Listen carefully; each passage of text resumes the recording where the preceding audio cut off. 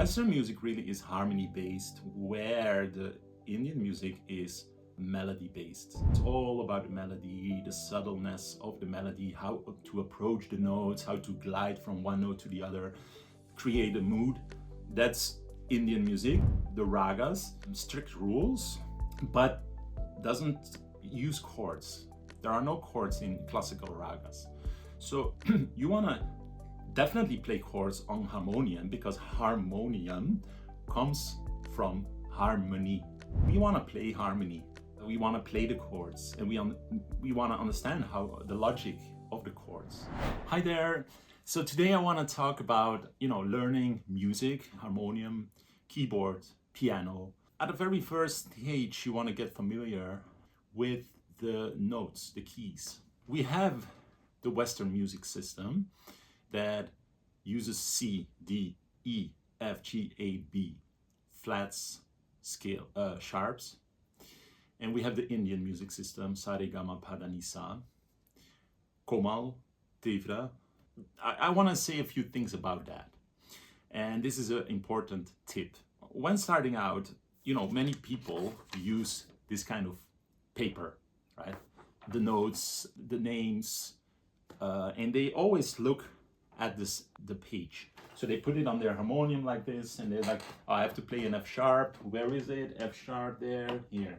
Or they put stickers on their keys, F sharp, G, A, B, C, and so on. I want to say this. It's important to find your way around a keyboard, to get familiar with the keys, and it needs to be a part of you.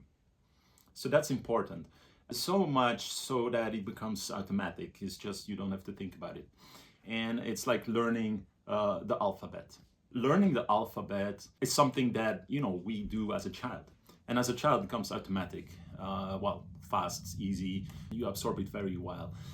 Later, if we learn new things, like keys, like another language, as an adult, things go a little bit slower in general. The thing is here that we need to do a conscious effort. Let me just explain this with driving a car, and you want to go to your destination and you use the navigation for that. Okay, so let's say we go to a place, put navigation, put address, and we start driving. And we are not very conscious about it. We just follow the directions, left, right, straight, all good. We will reach our destination. But did we really learn something, right? Not really. So if next time you will be asked, okay, go there in the same place, and without navigation, you'll be still kind of lost. You're like, oh, but how was it? I actually didn't really pay attention, right? So you didn't really learn. So what needs to happen is you need to just go, the place you want to go without navigation. And then you will pay attention to details. You're like, oh, that building, that, so many streets to the left, there is a building there is a sign there is this noticeable thing, something we can, remember, maybe a certain exit, whatever, but you'll pay attention. Maybe you will make a mistake, but then you will learn and do it 1, 2, 3 times, maybe just once, and you will remember probably forever how to go there. Maybe, of course, if you didn't drive that road for 5 or 10 years, you might forget, but usually you'll store it. That's how you need to go to your destination consciously. So without following blindly in navigation, you just need to go through that, place and be conscious. So that is also the same with learning music, keys, chords, scales, ragas. It's also the same. You want to be conscious about it in the beginning. You need to find your way on the keyboard. So, okay, this sheet is great. Know the names of the keys, but then put the paper away, and now play C sharp. Okay, you need to think about it. C sharp. Okay, we have C, then we have C sharp there. Okay, good. So you have to do that. Find your way around consciously. And then, after doing it for a few times, you will remember it. It will become a part of you. And next time you can just know it. So this is very important in your learning process. So I would say, yes, in the beginning, use the paper, use the stickers, whatever, for a brief moment, but just take them off if you really want to learn properly. Then that's very important.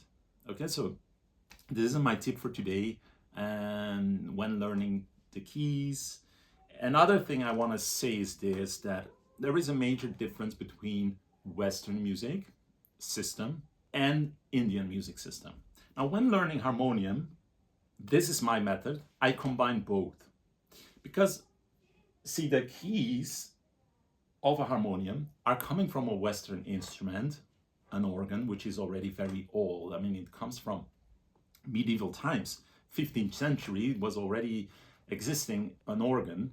The thing is that Western music is fixed. It's absolute. We say C, there is only one C. Okay, there are no different possibilities. One C, this is C, that's it. So we refer to a key and there is one key that is called C. It counts, of course, for all the other keys, notes. Important, in Indian music, we refer to Sa, we say Sa, but then we still don't know what is Sa, because Sa can be any key. Any key can be Sa. That's really the thing. So it's really important we have to specifically point to a key that we want to say, well, this is Sa, but it is our Sa, in this case, is C or C sharp. In Indian music, we sometimes say black 1, black 2, black 3, black 4, black 5, for example. That's another way to say it, doesn't matter, but we still have to define Sa. So in Indian music, on harmonium, they have found a solution for that, a scale changer. Now we can play the same thing and raise the pitch. So it's things relative. It's transposing our keys, and it's kind of a trick. I would say a hack. Huh? Now there we can go 4 higher, 4 semitones higher, 4 semitones lower, but it will not give all the possibilities. Yeah? Some harmoniums can go up more, yeah, but still it's not the real solution to play any key. It comes from Ragas. So we have our voice is, suited in that key, C sharp, whatever, or B flat. And we can play everything in that key. The chords in that key, we can play the melodies in that key. We are familiar with that key. But we want to be familiar with all keys. That's important. On harmonium, we have to just think a little bit more like where the keys come from is a Western source, Western influence. And how that works is it's absolute, right? With a sitar, you could, or any other string instrument, we can detune our strings, but still play the same positions, okay? So we think in sa, re, ga, ma, pa, de, ni, sa, but we can have a different pitch. It's like, changing our keys, scale changer. On a bansuri, you can also do the same. You play sa, re, ga, ma, pa, de, ni, sa. We take a big flute, small flute, and we have a different pitch. But on a harmonium, most of the people don't have a scale changer because it's only the higher end modules that have a scale changer. And eventually I teach everything. So you want to be free in playing, play any scale, play any chord. And it's not difficult. You just have to understand how that works. Just, understand the pattern. And therefore, we need to learn this on a correct way. And we need to understand the difference between Western music, Indian music, and how that will, in my teaching, I combine both. I definitely play Indian style, Indian music, Indian songs, but I combine that with learning also the Western music system, how the Western music works, the keys, the scales, the chords. You know, chords come from the harmony. The harmony is the system of the chords. And Western music really is harmony based, where the Indian music is melody based. So it's all about the melody, the subtleness of the melody, how to approach the notes, how to glide from one note to the other, create a mood. That's Indian music. The Ragas, strict rules, but doesn't use chords. There are no chords in classical Ragas. So you want to definitely play chords on harmonium, because harmonium comes from harmony. So it means we want to play harmony. We want to play the chords, and we want to understand how the logic of the chords and be able to play any chord, right? And then put color into it, color notes, more complex chords, but not just by ear, right? I explain how it works, the building steps. It's very logical. It's not difficult, but by using the Western music system, it's a very, very big help.